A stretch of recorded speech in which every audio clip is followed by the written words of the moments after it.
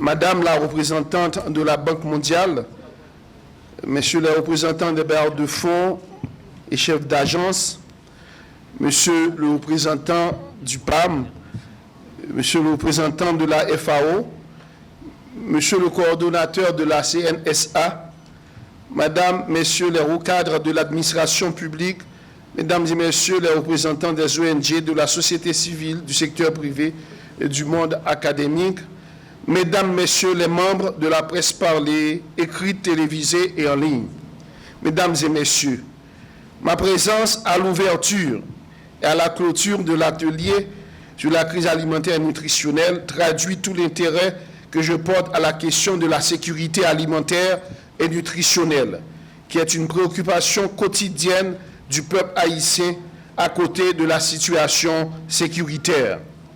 Le conseil présidentiel que je représente à cet atelier mesure toute la gravité de la crise de sécurité alimentaire et nutritionnelle actuelle et toute l'urgence pour le gouvernement d'agir afin d'apporter une réponse, sinon à la hauteur des attentes, du moins une réponse qui conduit à une situation de désescalade en attendant le rétablissement de la sécurité en Haïti.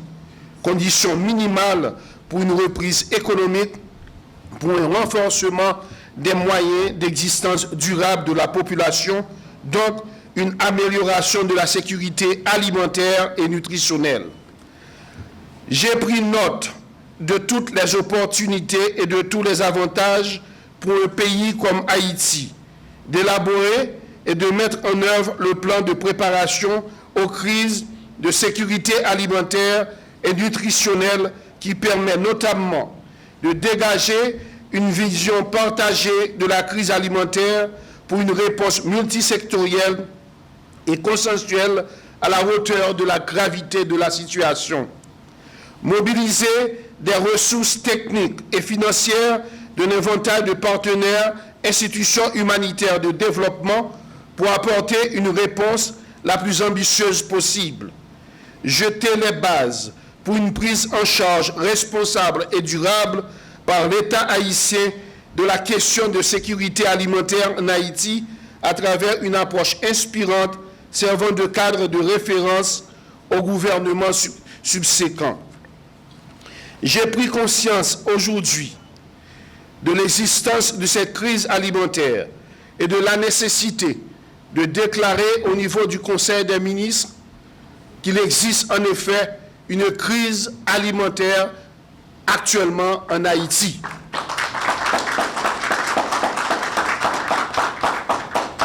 Cette insécurité alimentaire, comme l'a si bien expliqué le représentant du PAM, a son corollaire direct avec l'insécurité globale. Il est temps, nous devons prendre conscience qu'aujourd'hui, en effet, nous vivons une crise alimentaire globale associée à cette crise sécuritaire.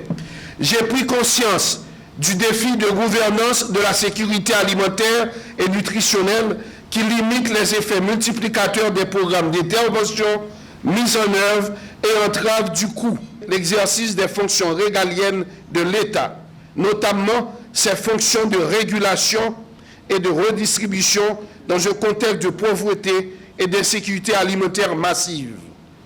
Je m'adjoins dès aujourd'hui aux efforts du ministre de l'Agriculture, agronome Vernet Joseph, porteur du dossier avec le coordonnateur de la CNSA, agronome Armel Cazo, pour doter le secteur de sécurité alimentaire nationale de cadre juridico-légal qui suppose d'une part l'adoption en Conseil des ministres encore du décret-loi portant la création de l'ONASAN et d'autre part du plan de préparation aux crises de sécurité alimentaire validé ici en atelier. Le but visé est la création d'une architecture internationale d'une architecture institutionnelle favorable à la coordination efficace des programmes nationaux et de l'aide externe, à l'intersectoralisation de la SAN dans les politiques publiques, la mise en place de systèmes de prévention et de gestion des crises alimentaires. D'ailleurs, J'ai déjà pris rendez-vous lundi 10h AM avec le représentant, le conseiller, M. Armel Cazo. Rendez-vous aussi avec le ministre de l'Agriculture à cet effet. Et dans le prochain Conseil des ministres, c'est sûr que ce décret sera mis en place, disons, délibéré en Conseil des ministres. Le CPT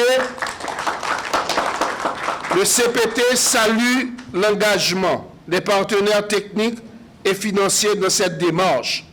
Et de la Banque mondiale en particulier, il s'engage à entreprendre avec le gouvernement un dialogue permanent avec les acteurs engagés dans la lutte contre l'insécurité alimentaire dans le cadre de la mise en œuvre du FSCPP. Nous terminerons sans remercier nos partenaires qui s'engagent à côté d'Haïti, comme nous l'avons si bien précisé à l'ouverture de l'atelier. Nos partenaires qui s'engagent à côté d'Haïti dans ces moments difficiles de son histoire. Nous remercions les experts internationaux et les hauts cadres de l'administration publique haïtienne qui ont appuyé techniquement le processus. Mais de manière spéciale, nous aurions mauvaise grâce de ne pas remercier les ministres, les chefs d'agence, les représentants pays et les bailleurs qui se joignent au gouvernement pour clôturer cet atelier qui marque la fin du processus d'élaboration du FSCPP.